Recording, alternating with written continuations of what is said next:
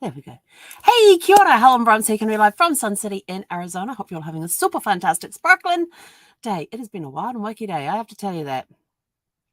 It's been a very busy day. Sorry about the appearance. I just got back from walking. Zephy just had enough time to take off my shoes, my vest, and take her harness and leash off, and thought, yeah, better sit down and get this done. We were already late, so sorry. But had a great walk outside. Want to do some target practice on a speaker. Not as a person, as an inanimate object. Like there's this house down into the street. Great guy lives there. He's hard of hearing, but really nice man. Always says hello to you. Friends with just about everybody here in the park. And now if he decides to play with their toys. But last year around this time, around the 5th, 6th of December, he puts the CD player on outside with a speaker, turns the volume up because he's hard of hearing, has it pointing away from his house, and his house happens to be directly at the end of my street.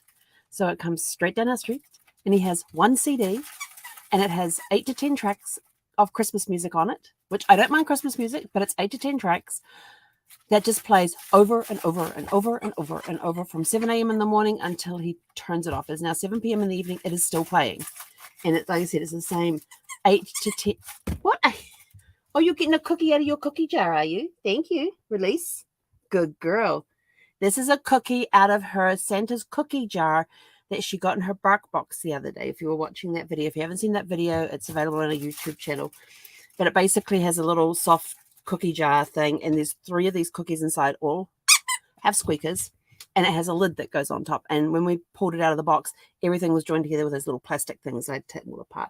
So she's just taken one out of there. There's still 2 more, so I'm just going to leave that one right there. I'm getting looked at. You want to come up here? Come on. You want to get it? Come on. Good girl. Let me move the mouse out of the way. Come here. Up. Put your feet here. Come on. Come get it. Oh, it's a little... You going to say hi to everybody? Where are you? Over here, over here, over here. There we go. Say hi. I want my cookie. Bye. She doesn't like the cameras. But anyway, so he has this one CD that has 8 to 10 Christmas music tracks on it, and it just plays over and over and over. And he's got it on repeat. And it goes, he starts it at 7 o'clock in the morning and goes through till 8, 9, 10 o'clock at night. It is the most annoying thing. And last year he played it from around the 5th, 6th of December through to I think it was like the 9th of January or something. We had a whole month of it, a whole 4 weeks. And he started it up on Monday. Yeah. Well, no, yesterday morning. He started it yesterday morning. Because it wasn't going on Monday when I got home, but it was going yesterday morning. It did not go on Monday, but it definitely was going yesterday morning. So, yeah, he started it yesterday morning. So now we're going to have it for the next 4 weeks. From sun up to sundown. Well, not even that. It's beyond sundown. And so every time I walk past it, I just want to use it for target practice. Even though I don't own a gun, I don't really I know how to use a shotgun. I know how to use a rifle. I do not know how to use a handgun. But I have had training with rifles and shotguns. And I just want to blow the thing apart. Put it out in the middle of the desert somewhere and use it for target practice. But, each to their own. And this year, it's not as loud as it was last year. If I have the doors and the windows closed, I can barely hear it. Last year, I could hear it through the closed doors and windows, which prevented me a lot of the time from having the doors open to let the fresh air in, because you would hear it quite clearly in here. But yeah, with the doors and the windows now closed, I can barely hear it. So I know that it's not playing as loud as it was last year. So for that, I'm thankful. But anyway, so yeah, so we've got that going on. We just went for this nice long, it ended up being a longer walk because we were busy walking up and down the streets, looking at all the Christmas lights that are up. And some people have got some very creative ideas for RVs and things like that. We passed one RV, a fifth wheel, and the fifth wheel's got that adapter clampy thingy on it to go on the back, like the same coupling thing that an 18-wheeler has. But they had, there's this tripod thing that you can get that you can use to sort of rest the coupling on. So I guess so it's not just hanging there.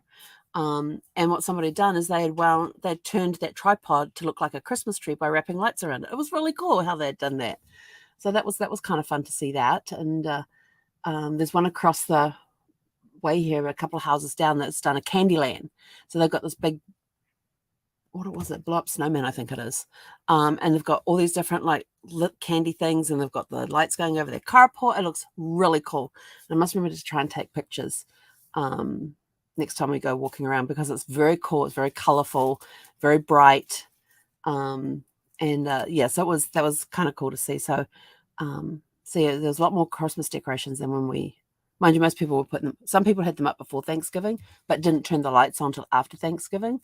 And so before Thanksgiving, you could see all the decorations up, but there was no lights on until we came home. So at some point after Thanksgiving, they started turning lights on. So, and I could see people out there on the Friday of Black Friday, busy putting lights up and that sort of stuff too, but they didn't turn them on Friday night, and so might have been after the weekend or over the weekend. But I left Saturday morning, so I don't know when they actually got lit, but I know they're lit now and they look really, really pretty.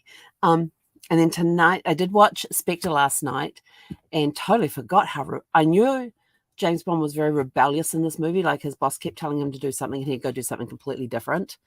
He was told to stay in London. Yeah, right. Had this nano tracking blood in him, and could track him anywhere in the world. And he was in Cairo, in Egypt, and was it Egypt? Or someplace, yeah, the Sahara, I think what he was in the Sahara. In the Sahara Desert, he was in Austria. He was all over the place. Stole a car that was meant for 009. It had 009's playlist already programmed into it. It's kind of fun, but the car chase through Italy, through Rome, was really, really cool. And again, a foot chase at the beginning. I love Daniel Craig with foot chases. He did some amazing stunts and all of that on the foot chases. They're really cool to watch. And the opening scene when they're doing the Day of the Dead parade in Mexico. What? Yes. Oh, you're out of food. You hungry? Give me a few minutes and I'll get you some more food, okay? Unless she presses her button. Are you hungry? Yeah, can you wait a few minutes? And they had this helicopter there that came to pick up the bad guy, and James Bond ended up jumping on the helicopter and stuff. And they ended up doing all these stunts, and they were doing rolls in the helicopter, and it was really, really cool. And I don't think I've actually seen the special features for Spectre, so I'm going to have to go back and watch that and look at how they did the stunts for the helicopter, because they quite often talk about, when you're looking at some of the James Bond movies, they often talk about the behind the scenes stuff with the stunts and how they came about, how they got executed, some of the concerns that they had, like with the twisting car and Man with the Golden Gun, how they did that one, and it was like done in one take and that's it. The guy was not going to do another take. He says, "You get it this time because I ain't doing it again." And then there was also the one in Pierce Brosnan's Golden Eye, when he jumped off the cliff and basically dove down to the plane that was going nosedive down the cliff and stuff, and got inside the plane and pulled it back up again. They talked about that one as well, and that was done in one take also. I don't think they wanted to destroy any planes. But so Spectre was really good. A lot of good stunts in there, good chases. But you had the new Aston Martin with, what was the car behind him? It was red. Going through the streets. It was another sportsy type car, and they were going through the streets of Italy, of Rome. And then they were down by the river, and it was fantastic. It was a great car chase. But the foot chase at the beginning was pretty cool. Hey, sweetie girl, somebody's really hungry. So that was really good watching that. And then tonight, I'm going to have to get a box of tissues and sit over there with my box of tissues for this one. Tonight is No Time to Die. It is the final of the Daniel Craig movies. It is movie number 5 for him. It is movie number 25 in the Eon Productions thing. So this is the last James Bond movie that they have released. This is number 25. I've only seen it once. There are certain bits and pieces I remember about it, especially the ending. This is the movie that probably made me cry the hardest one.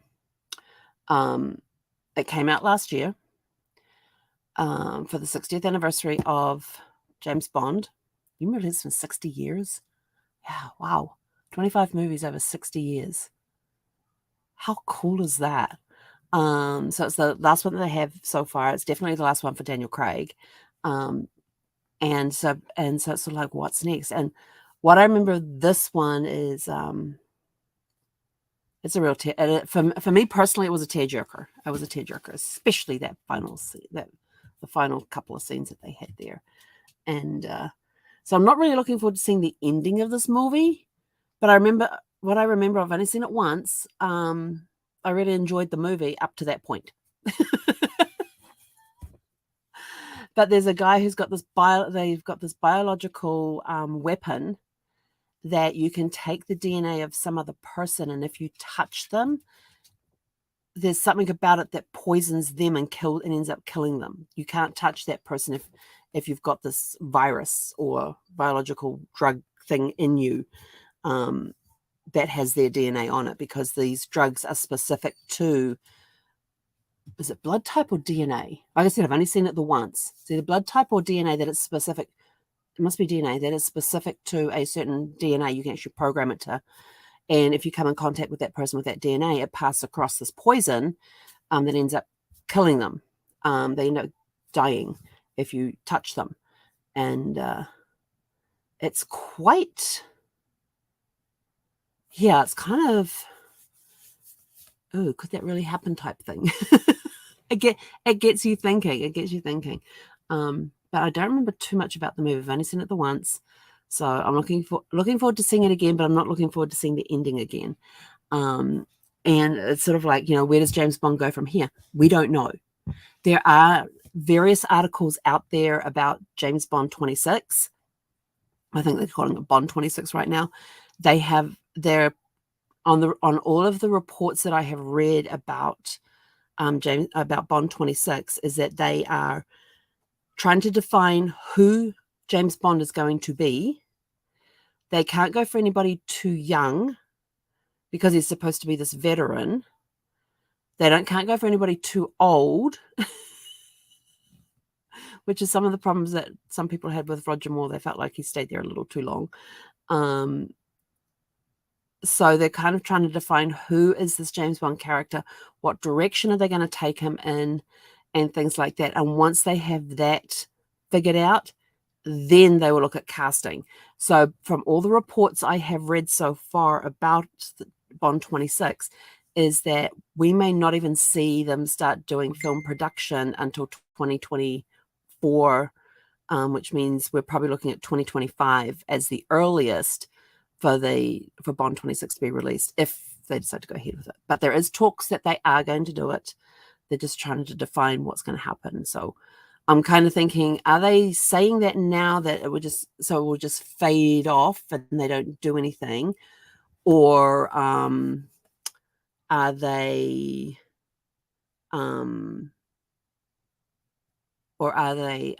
actually going to do it? So that's what we're looking at now. Sarah, who the heck is Sam? So Kathy, my friend Kathy, is just putting there that Sam Robinson is the next James Bond.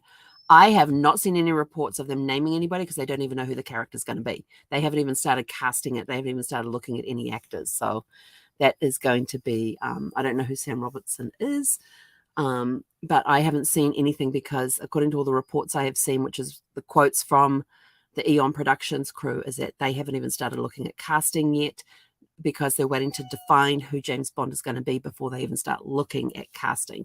So I haven't ever heard of Sam Robinson. I'm going to have to go look him up and see. And oh, that was her suggestion. She says, no, my suggestion. Jeepers. Okay. I'm still going to have to go look him up because I have no idea who he is.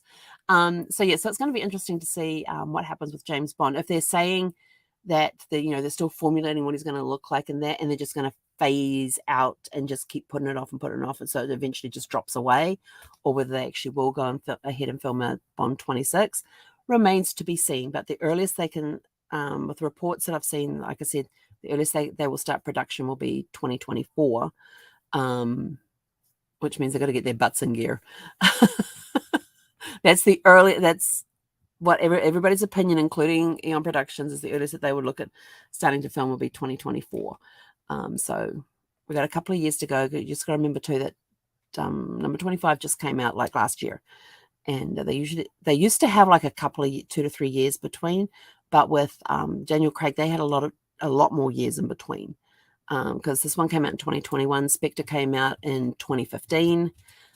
Yes, it got delayed because of the global pause, and the one before 2015 I think was 2012, so that was 3 years. So there's been some longer gaps in between the movies, so we'll see what happens and if there actually will be a Bond 26. I'm just hoping that we know that Daniel Craig will definitely not be back. One, he's too old, and two, they killed him. So, if you haven't seen the movie, I'm sorry. Yes, if you haven't seen the movie, they killed James Bond at the end of the movie, which shocked the hell out of me. And I thought, wow, that's the end of James Bond. So that's when I started researching for Bond 26 and started seeing all these other reports and everything, and saw one that just came out beginning in November, where they said that where they were talking about all of the stuff that they're doing. So November was the last reports I saw. Sam Robertson is Adam on Carrie. Is that Carrie or Corey? I don't even know who that is or what that is. I don't watch TV. I watch streams and DVDs, and that's it. I don't watch. If a show's got a commercial in it, I ain't watching it. Unless I'm at somebody's house and they happen to be watching the TV, then yeah. I was in the hotel when I was staying in the hotel in LA, San Diego. I thought, oh, what's on TV these days? And I'm just sitting there, just like channel surfing, and all I got was, every time I thought, oh, that looks like a good program. Let's have a look at that. Commercials. Oh, let's keep going. Get the next one. Oh, that looks like good. Commercials. Coronation Street. Oh my, that Coronation Street is still. I have to tell you, Coronation Street has to be the longest running soap ever. It has to be. It started in 19. Oh shoot, I want to say 19. It's been going for years. If you want to know what Coronation Street, it is this British soap opera. It has been going for eons. 1960. And if I remember correctly, it was December 9th, 1960 as well. I think it was December the 9th, 1960. I know my birthday comes in there somewhere for December 9th. So it was something to do with Coronation Street. And I'm pretty sure it's December 9th, 1960 is when they did their first broadcast. But I know my December 9th, my birthday, has something to do with that.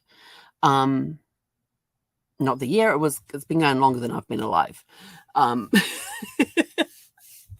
So this, and I could not believe it was still going. And when I went down to when I was last down in New Zealand in 2019 for my brother's 50th, I stayed at their place the night before the birthday party, and the night of the party, because my aunt and uncle were staying at my parents' place, so their house was full. And so I was, we were sitting down there in the evening, and my sister-in-law sits down and starts watching her recordings of Coronation Street. I look, I go, what are you watching? She goes, oh, Coronation Street. And I go, that's still going? I mean, I remember watching it as a kid. And the last episode I remember, and this will date me for those that know Coronation Street very well, the last full episode of Coronation Street I ever saw was when Deirdre was killed in the fire when the heater got knocked over in their flat. And it was Ken Barlow and Deirdre Barlow, and he was down at the pub at the Rovers. The Rovers returned for whatever. I think they were getting ready to go on their honeymoon or something like that. They just got married and they're ready to get on their honeymoon. And so she's busy back at the flat fixing her hair, and this little space heater gets knocked over and the place catches on fire and she gets killed in the fire. That is the last full episode of Coronation Street I ever watched. So I don't even know when that actually aired, but that's the last one I remember watching. And so it was kind of interesting because I had some favorites in that one. There was Ina Sharples, and I could probably rattle off some of the characters in there. But yeah, that was the last one that I remember. The last full episode I remember watching. And over the years, I've seen glimpses of it when people are saying, "Oh, we're going to watch my episode of Coronation." I'm like, "It's still around. I'm going to go read." So yeah, that and EastEnders is another long-lasting one as well. And I don't remember much. I remember Wendy Craig being there. Now, Wendy Craig, she's an interesting character, an interesting woman. She was in Are You Being Served? And if you've never seen the TV series Are You Being Served, it is about what took place in this department store. And it was what took place on this one floor. And on one side, you had the women's wear with Miss Brown, who was played by Wendy Richards, very young Wendy Richards. And she wore this skirt this dress that came down and barely covered the butt cheeks. And this in the 1970s. So think of the mini dresses they used to wear then. And then there was the menswear side. And they used to have these, and each episode was these commentary going backwards and forwards between the two and them getting themselves all caught up into all sorts of different adventures in a department store that you can get involved in. And the gossip mongers and all of that. And it was actually a very good series. And I enjoyed Are You Being Served and watching her on that. And then I saw her years later in a complete, she went from being this comedic actress to being this very serious actress on EastEnders, and night and day difference between the two characters that she played, but very, very versatile actress. So anyway, so now that I've talked about those, I'm going to go and have some dinner and watch No Time to Die. So yeah, get my box of tissues out, and first of all, I'm going to have to play with the pup, then watch No Time to Die. And yeah, not really looking forward to that one, but I am in a way because I've only seen it once. So anyway, that's it from me for today. Go have a super fantastic sparkling evening. I am working. Oh, I forgot. They released the grades for our discussion participation.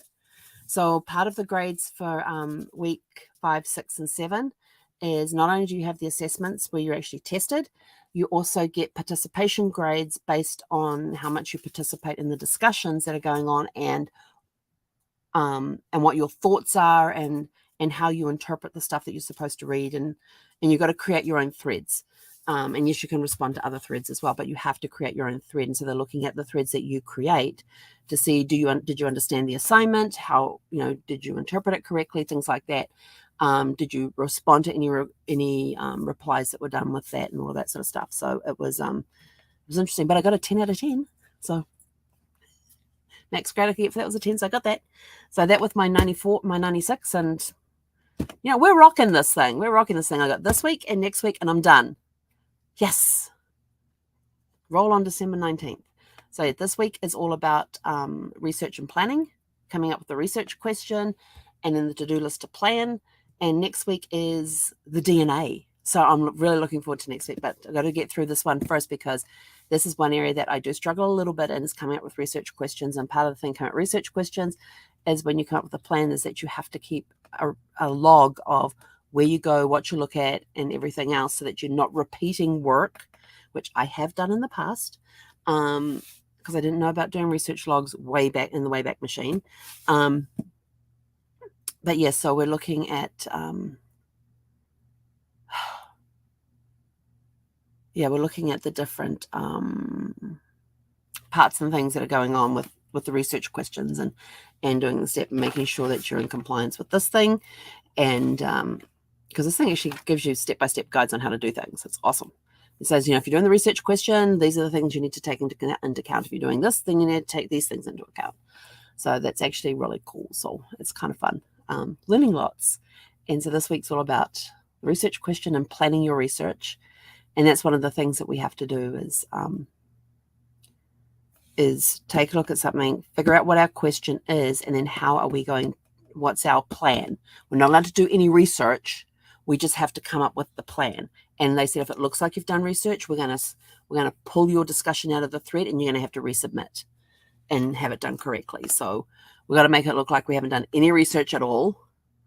It's going to be hard, because I like getting into research, and see where we go from there. So anyway, so my grades are coming along good. I'm still maintaining those high marks and everything else. So yes, we got those this morning, which they said not till Thursday. So I was happy to see those today. But anyway, I'm out of here. Have a super fantastic sparkling evening. I'm going to go check my messages to see all this information that Kathy's now sent me about Sam Robertson, because I've seen it flashing up on my phone here. I'm going to go play with a pup, and then we're going to watch No Time to Die, which is Bond film number 25. And yes, if I remember correctly, there are references to the other 24 movies in there as well. So yes, it's going to be fun watching that and trying to find all the different clues and everything to the other movies. Anyway, have a super fantastic sparkling evening, and we'll catch you guys back here at 6 p.m. Pacific tomorrow night. Hey, tomorrow night. Hey, konera.